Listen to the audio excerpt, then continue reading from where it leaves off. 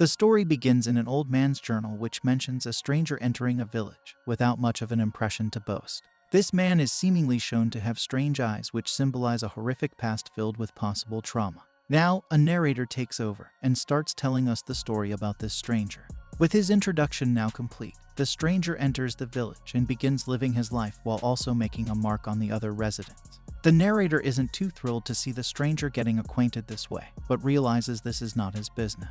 In an effort to reassure himself, he tells us that he doesn't really care about what happens with regards to the stranger. The days slowly pass by, and the next thing you know, the stranger has already been in the village for 10 days. The narrator speaks to some spy kids and finally realizes that the stranger likes to practice with his sword in the front yard when no one's looking. This makes him certain that the stranger has some kind of shady history that he's carrying with him. Despite this, he chooses not to say a word about it and lets the matter be for now. Now, a month passes by, but nothing has changed as the stranger is still swinging his sword in the front yard. The narrator has not witnessed any of this, but is led to believe the rumors circling around the village. Another month passes by in the exact same fashion, and the villagers start coming up with all kinds of theories, almost as if the stranger is a disgraced knight or even worse, a mercenary. Regardless, the narrator maintains that he couldn't care less about this mysterious man and wishes to carry on with his life in peace. As expected, this is not the case, as he continues to spy on the stranger and his sword practice. It's been more than half a year since his strange obsession had started, but the narrator has had enough of fun and games. So he decides to watch the stranger in the middle of a sword session. He is surprised to find that the training isn't all that impressive, even though the stranger has been practicing these sessions like a habit. Now, the narrator feels dumb for having invested so much of his time into something so trivial. He finally realizes that he needs to let go of this strange obsession and shifts his focus to a new family that has entered the village. They consist of a mercenary, his son, and his daughter whose name is Rima. The narrator seems to have taken a shine to Rima as he thinks that her smile is pure and angelic, clearly hinting that he wants her to become his wife. He figures that he should talk to Rima and begin a friendship of sorts. At this point, the narrator reminds us that it's been 3 years now since the stranger came to the village and has been swinging his sword consistently without fail. After some more time passes by, the narrator picks up his pen and starts writing his own diary, hinting that it is what we've been essentially reading till now. He also reveals that dreams do come true, as he's managed to make Rima his wife after courting her for 2 years. Everything seems to be going well for our narrator, but he still isn't able to get the sword-swinging maniac out of his head. It's been a total of 5 years since his arrival, and the fact that his routine hasn't changed one bit alarms the narrator. He decides to check up on the stranger once every day, even though this isn't really good for his health. The days and months keep passing by, but it doesn't affect the swordsman even in the slightest. He doesn't even let the harsh snow of winter get in his way, and our narrator cannot fathom what's going on in his head. However, he has other things to focus on, like the birth of his daughter, Laura. While the others congratulate him, the stranger continues with his routine, whether it's the scorching summer or the heavy rains in the monsoon. It's been a total of 15 years since the narrator has been keeping a watch on the stranger, and the jealous resident finally admits to have stopped his daily stalking. As a matter of fact, he has simply accepted this behavior to be as true as the sun rising and setting. Fast forward to the present day, and we see that the narrator is now an old grandpa, thus cementing the fact that the journal we were reading was indeed his own life story. The narrator is woken up by his grandchild, who isn't impressed by his lack of movement. He tells his grandpa that he and Laura are going out for some shopping. The narrator is asked to join them, but doesn't show any interest and chooses to stay back instead. After some time, the narrator goes out for a walk and is revealed to be the chief of the village. He is greeted with respect and honor by all the residents as he moves forward. Having lived a long life, he comments on how the village has changed over the years, but there is still one place that still remains the same. As we would have expected, it's the front yard where the stranger is still swinging his sword. For context, the chief tells us that it's been 37 years now, but it's not made even the slightest of difference. However, something seems fishy, so the chief rushes inside to see what's going on. He is shocked to find the stranger at his wit's end, but he still hasn't let go of the sword. The halo disappears from his body, and he falls to the ground, finally ready to leave this world behind. The chief has no words to say, but closes the stranger's eyes and wishes for him to have gone to a better place. In an abrupt twist, a young blonde boy wakes up and comments on everything we just saw. He summarizes every single thing we saw till now as a dream, and we learn that this isn't even the same era, but rather an alternate world. We're in the Para spiritual district, which is known for serving various kingdoms, all of which are quite close to it. It turns out that the children of the Perera Baron are even more popular here, as is proudly stated by a knight. He goes on to tell his peers that one of the princess girls, named Kirill, has already attained the title of enchantress, even though she's only 11 years of age. It's surprising enough to know this about the princess, but then one of the rookie knights argues with him, even though it isn't his place to do so.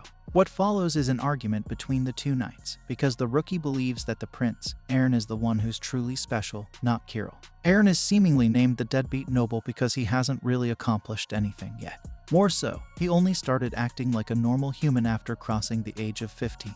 The knights continue their argument with a raging passion, but then they get interrupted by Princess Kirill and her mother, Queen Amelia. Kirill is quite visibly upset with the knights for engaging in baseless gossip about the royal family and wants to punish them for their lack of respect. However, Amelia tells her to calm down and states the knights have learned their lesson for now. She gives a scary look to the knights, who are already bowing down and apologizing to her and Kirill out of fear. After sorting out the whole situation, Amelia and Kirill decide to leave their subjects, after which the knights get together and comment on how scary they are. Meanwhile, the blonde boy tries to understand what just happened with the dream, and it doesn't take long for us to figure out that he is indeed Prince Aaron.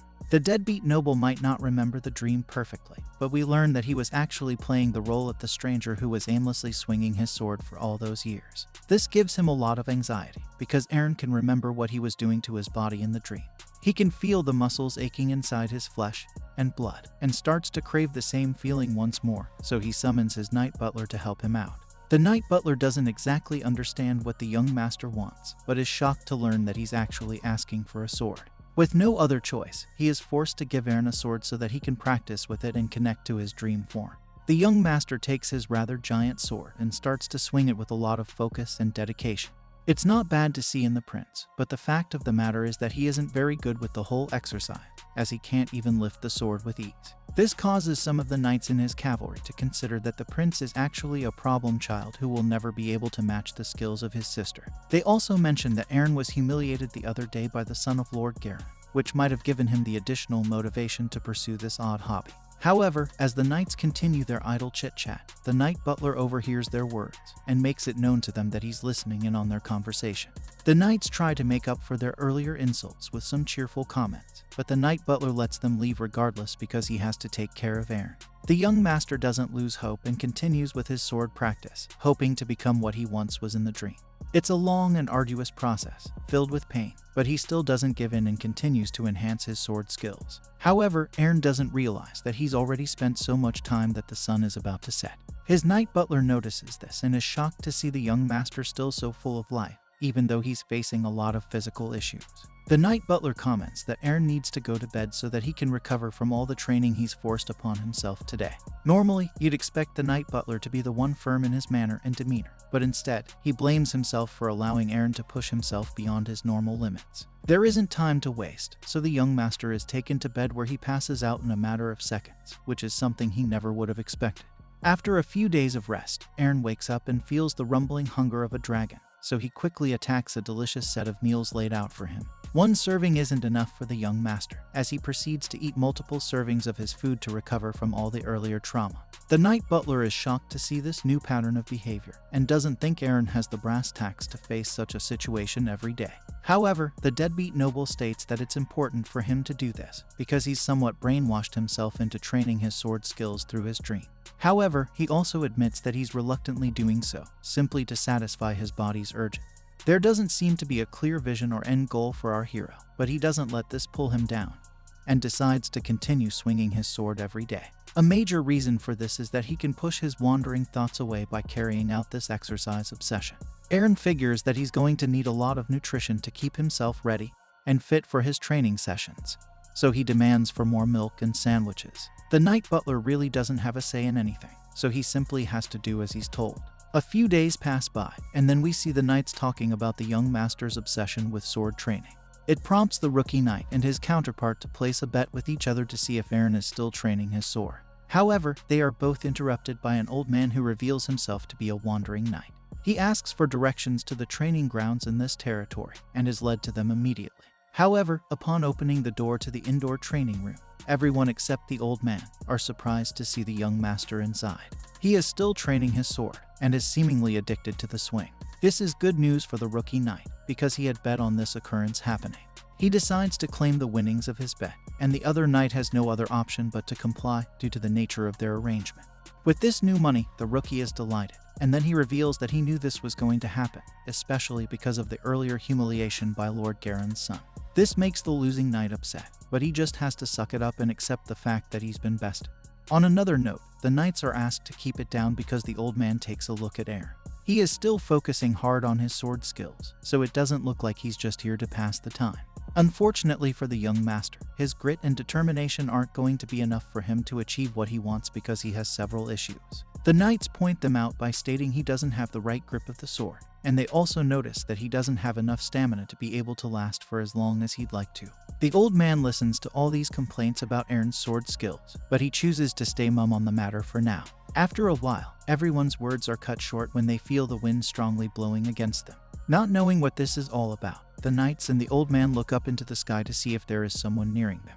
The knights are both shocked and amazed to see a holy griffin flying on top of them, because it is considered to be a legendary beast. What's even more amazing is the person riding the griffin, who is revealed to be none other than Kirill herself. And that's the end of the first part. Like, share, and subscribe to continue the story. See you soon.